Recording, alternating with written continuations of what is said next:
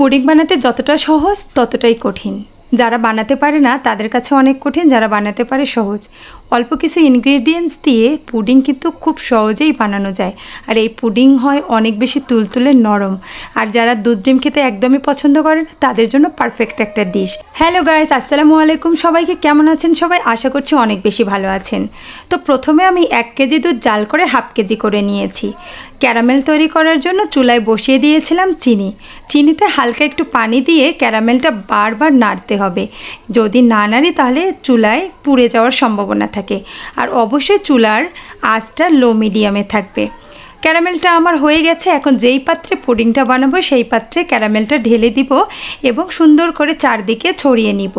আর pudding বানানোর সময় আমার ফেভারিট পার্টটা হলো এই ক্যারামেলটা পাত্রের চারিদিকে ছড়িয়ে দেওয়া। এই কাজটা করতে আমার অনেক বেশি ভালো লাগে, কারণ ক্যারামেলটা যখন পাত্রের চারিদিকে ছড়িয়ে যায় আর জমতে শুরু করে তখন এটা দেখতে কিন্তু অনেক বেশি ভালো লাগে। এই ক্যারামেলটা যত পাত্রের গায়ে লেগে লেগে দিবেন তত বেশি পুডিংয়ের গায়ের কালারটাও অনেক সুন্দর আসবে। তো এখন আমি এটা ঠান্ডা করার জন্য রেখে দিব। এখন পুডিংয়ের মিশ্রণটি তৈরি করব। আমি দিয়ে দিয়েছিলাম 4টি ডিম। আপনারা রুম টেম্পারেচার বা ফ্রিজে রাখা ডিম যে কোনো একটা ইউজ করতে পারেন। এটা ভালো করে ফেটিয়ে নিব। ডিমটা ততক্ষণ আমি বিট করতে থাকবো যতক্ষণ না ফেনাটা উপরে উঠে আসে। ফেনা উঠে এসেছে, এখন আমি অ্যাড করতে থাকবো চিনি। অ্যাড করেছি প্রায় 4 চা চামচ বড় চামচ দিয়ে, কারণ পুডিংটা যদি একটু মিষ্টি হয় তাহলে কিন্তু খেতে অনেক বেশি ভালো লাগে। ভালো করে সব কিছু বিট করে নিব। বিট করা হয়ে গেলে এখন আমি এখানে দুধের মিশ্রণটি ঢালতে থাকবো। ধীরে ধীরে ঢালবো এবং এটা ভালো করে আরও বিট করে নিব।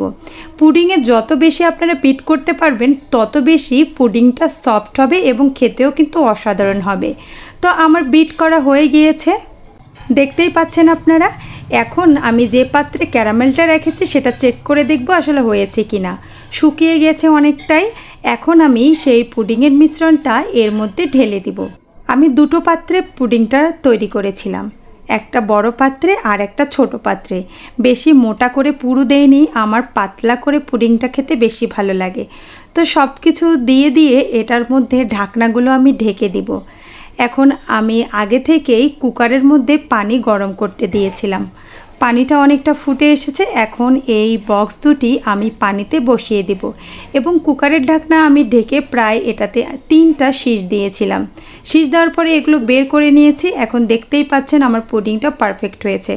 এখন একটি ছুরির সাহায্যে চারপাশে নেড়েচেড়ে এটা ঢেলে। পুডিংয়ের এই পার্টটা সবচেয়ে বেশি কঠিন লাগে, মনে হয় ঢালার পরে আসলে পুডিংটা পারফেক্ট হবে কি না। তো মাশাআল্লাহ আমার পুডিংটা পারফেক্ট হয়েছে এবং এটার কালারটাও অনেক সুন্দর এসেছে। আর দেখতেই পাচ্ছেন ক্যারামেলটা পুরো পুডিংয়ের চারপাশে ছড়িয়ে রয়েছে। এই পুডিং ফ্রিজের মধ্যে রেখে কিন্তু ঠান্ডা ঠান্ডা খেতে আরও বেশি ভালো লাগে, মনে হয় আইসক্রিম খাচ্ছি। সবাইকে অসংখ্য ধন্যবাদ এতক্ষণ সাথে থাকার জন্য। আমার পুডিং বানানোর রেসিপিটি যদি আপনাদের ভালো লেগে থাকে একটি কমেন্ট এবং লাইক করে যাবেন, তাহলে বুঝবো আপনি আমার ভিডিওটি পুরোটা দেখেছেন। সবাই ভালো থাকবেন, সুস্থ থাকবেন, নিরাপদে থাকবেন। আল্লাহ হাফেজ।